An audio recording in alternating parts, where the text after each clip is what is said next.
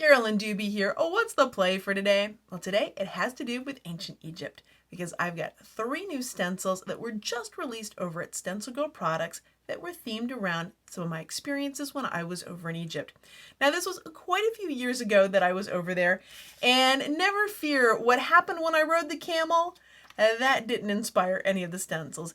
Instead, it was the symbolism, the stories, the history, the mystery that is all throughout Egypt. That is what inspired this.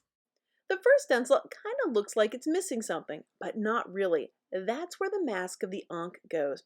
So when you get it, you just simply give it a little snip snip and you can then pull the mask out of it. This mask is going to allow you to do a little double duty here because sure, you can use it just the way it is, but you can also use it in conjunction with the stencil over here because it is the exact same size, so you have lots of options and flexibility for your play. I used the border of the ankhs here not just once, but 3 times to create a larger area of pattern when I was gel printing. To ancient Egyptians, the ankh represented eternal life. The symbol itself actually means the breath of life.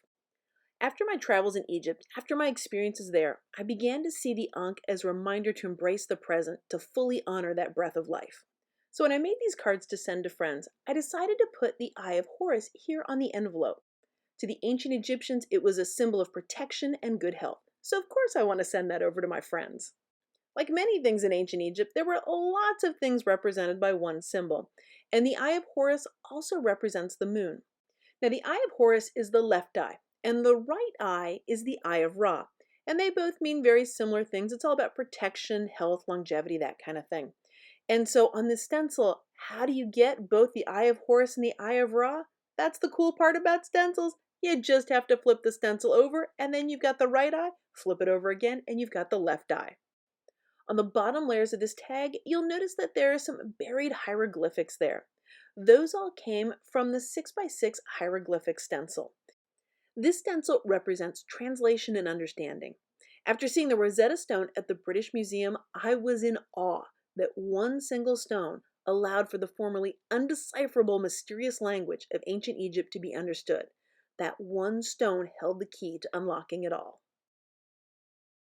On this piece of papyrus, I used gold leaf with the hieroglyphic stencil to create a look that is fit for a queen. And here the stencil was used to create a treasure box that looked like it had been buried in the sand for eons. The third stencil is called Walk Like an Egyptian, and this includes not only the stencil, but also the 3 masks that go inside of them. So what's the big deal about having a mask versus a stencil? How are they different? Well, let me show you a couple tags to give you an idea of what that is. These 3 tags were done with just a cosmetic sponge and black paint, putting the stencil down. Oh, and by the way, notice how the top of Hathor there is a little different? I just masked that off and turned her into a regular Egyptian woman as opposed to a goddess.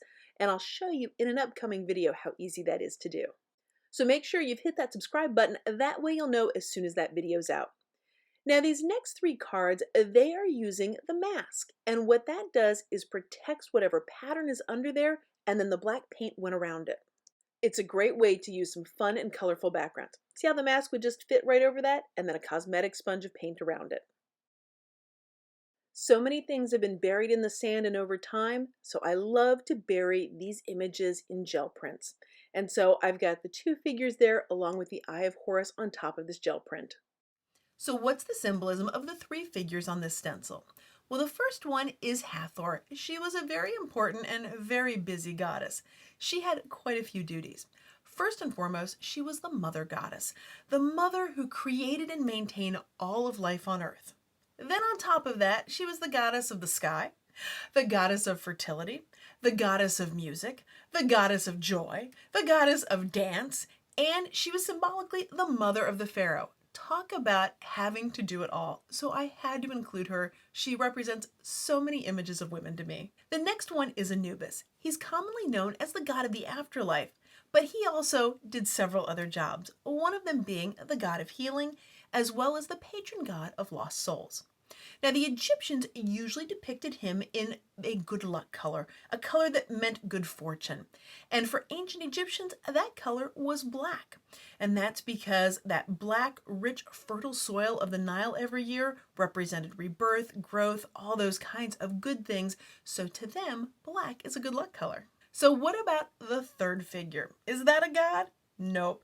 It's just a guy, not even a pharaoh, just one of the guys from ancient Egypt. I just love the shape of those triangular skirts, and I just absolutely had to include that figure. Now, here on this mixed media piece where I did Hathor with modeling paste so she had lots of texture, are these the kind of colors that I expected to find when I was over in Egypt? No, they really weren't. I expected to find the browns, the sands, the stones, and there was plenty of that stuff. But on the inside of the temples, you would get glimmers of some of the vibrant colors that had survived thousands of years. Now you know the symbolism behind each of these stencils and why I chose these images to create these stencils. You can find all of them over at Stencil Girl Products, and of course, over the next couple of weeks, I'll have more videos for you showing you how I did some of the projects that you saw in this video. If you want to be sure that you catch those, make sure you're subscribed. That way you'll know as soon as those new videos are out. And of course, if you've been enjoying this video, I'd so appreciate it if you gave it a thumbs up. Thanks so much for letting me be a part of your colorful journey.